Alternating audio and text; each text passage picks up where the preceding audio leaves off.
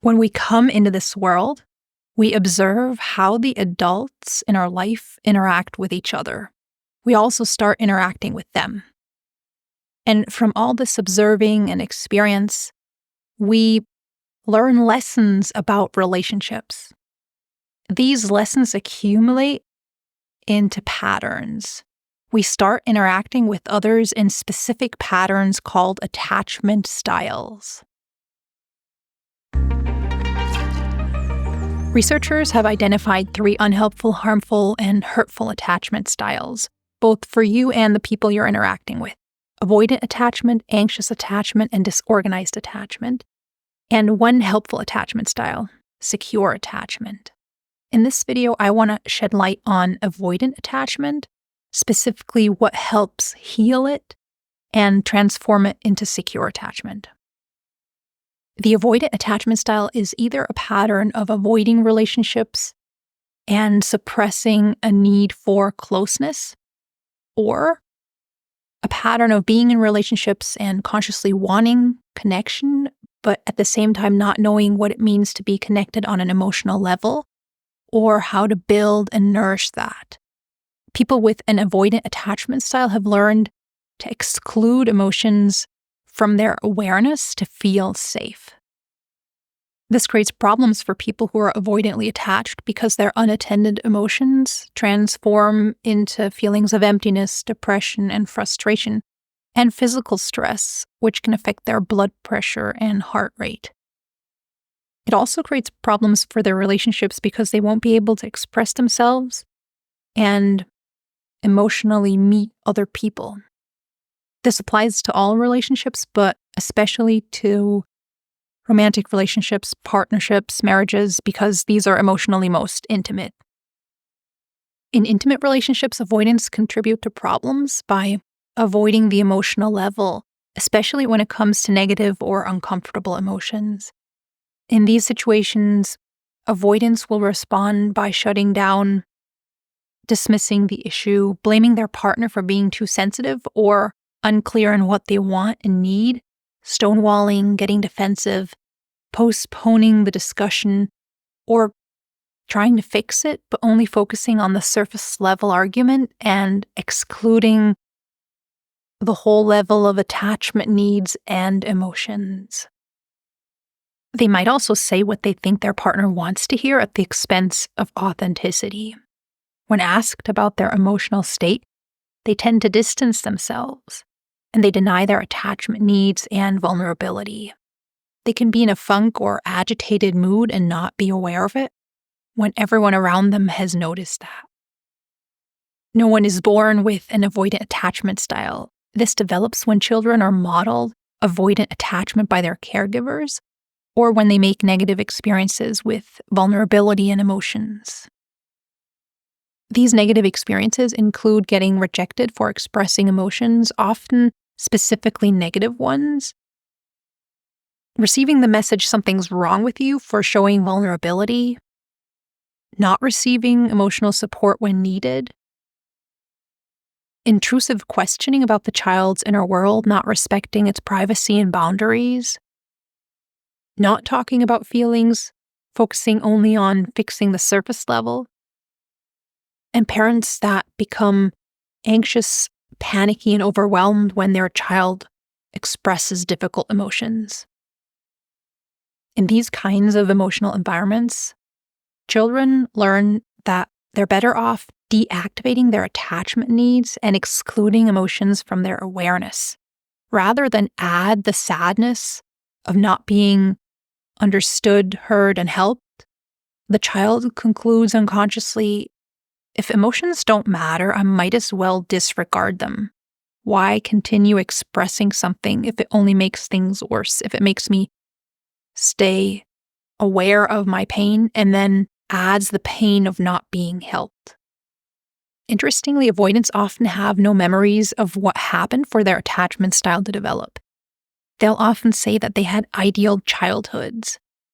Perhaps that is because, putting emotions aside, everything else did go really well. Maybe they were supported substantially in many other ways, for example, in connection to their education and physical needs. Another reason for avoidantly attached to not remember what formed their attachment style is that it's hard to remember the things that didn't happen, and emotional neglect is about what didn't happen. Also, because they learn to exclude emotions from their awareness from very early on, they don't have long-term memories of situations that caused them to do that.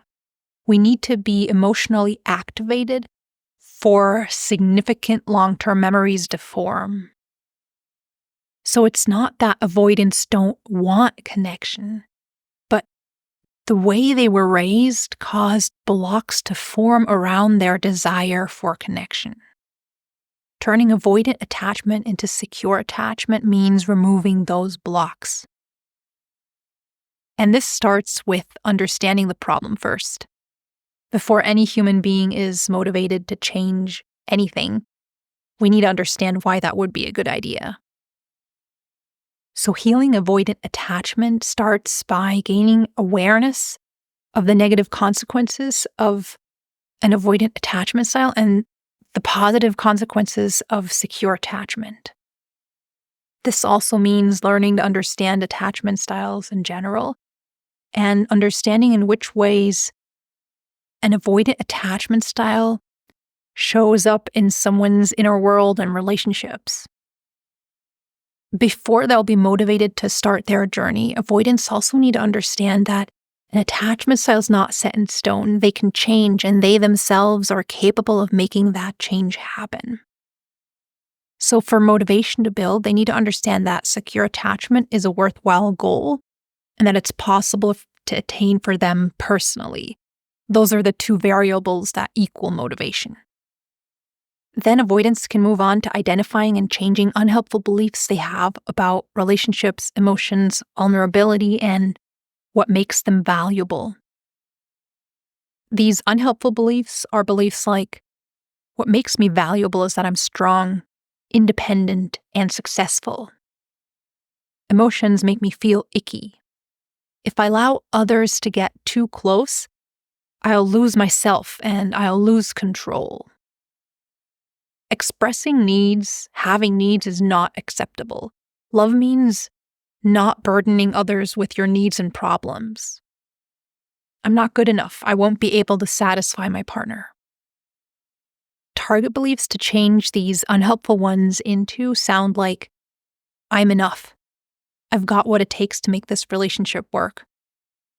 Emotions, needs, and vulnerability make me human, not unacceptable. Emotions are important. An active, deep, inner emotional world can feel really good.